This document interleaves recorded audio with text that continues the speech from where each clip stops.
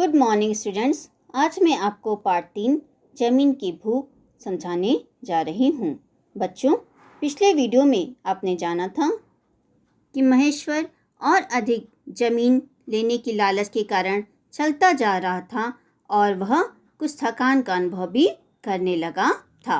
आज मैं आपको उसके आगे का पार्ट समझाने जा रही हूँ। थकान होने के कारण महेश्वर थोड़ा आराम करने के लिए एक स्थान पर बैठ गया। फिर उसने रुमाल से रोटियां निकालकर खाईं और पानी पिया। वह बैठा ही रहा, लेटा नहीं, क्योंकि उसे डर था कि कहीं नींद ना आ जाए। खाना खाने से शरीर में कुछ नई शक्ति आ गई। उसने फिर चलना आरंभ कर दिया। काफ़ी लंबी भूमि नापकर वह बाईं ओर मुड़ने ही वाला था कि उसे जमीन का एक बहुत उपजाऊ टुकड़ा दिखाई पड़ा। उसने उसे भी नाप लिया। उसने गड्ढा खोदकर उस पर घास का ढेर लगाकर अपना निशान बना लिया। अब वह फिर मुड़ गया। टेकरी की ओर देखा, पर वह दिखाई नहीं दी। उसने सोचा, वह अधिक दूर निकल आया है, अब इस दिशा में कुछ कम ही नापूंगा। इस तीसरी भुजा पर उसने तेजी से अपने कदम बढ़ाए। बड़ी कठिनाई से वह 3 किलोमीटर ही चला था कि देखा सूरज ढलने लगा है। उसने अनुमान लगाया कि वह टेकरी से लगभग 15 किलोमीटर दूरी पर है। इस दिशा में अब और आगे बढ़ना उसने ठीक नहीं समझा। अब वह सीधा टेकरी की ओर चलने लगा। यहाँ पर भी उसने गड्ढे पर घास का ढेर बनाकर निशान बना दिया। अब महेश्वर इतना थक गया था कि उसके लिए आगे चलना कठिन हो रहा था। धूप और गर्मी ने उसकी सारी शक्ति क्षीण कर दी थी।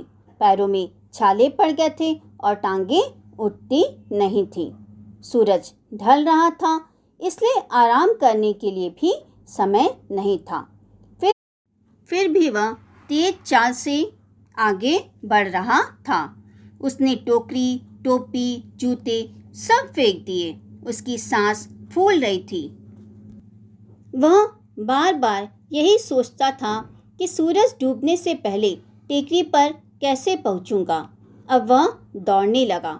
उसकी छाती जोर से धड़क रही थी और वह डर रहा था कि थकान के कारण गिरकर कहीं मर न जाए। पर उसने दौड़ना बंद नहीं किया। वह उन लोगों के सामने हार मानकर अपनी हंसी नहीं कराना चाहता था। सूरज क्षितिज में समाया जा रहा था।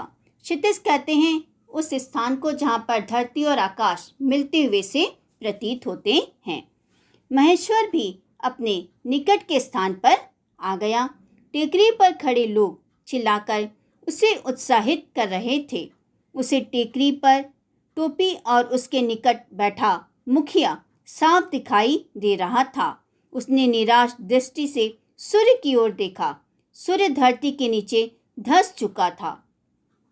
महेश्वर जान गया कि टेकरी तक पहुँचते पहुँचते अंधेरा हो जाएगा।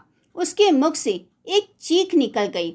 उसकी सारी मेहनत व्यर्थ हो गई थी। टेकरी पर लोग अब भी पुकार रहे थे। वे ऊंचाई पर थे और अब भी उन्हें सूरज दिखाई दे रहा था। महेश्वर ने भी देखा कि टेकरी पर अभी धूप है।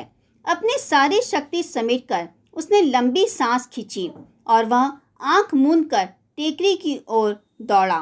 टेकरी के पास वह मुंह के बल गिरा और मुख से चीख निकल पड़ी। उसके हाथ टेकरी पर रखी मुखिया की टोपी तक पहुंच चुके थे।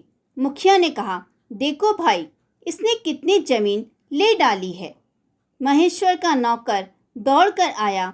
उसने महेश्वर को उठाना चाहा। महेश्वर के मुंह से खून बह रहा था। वह मर चुका था।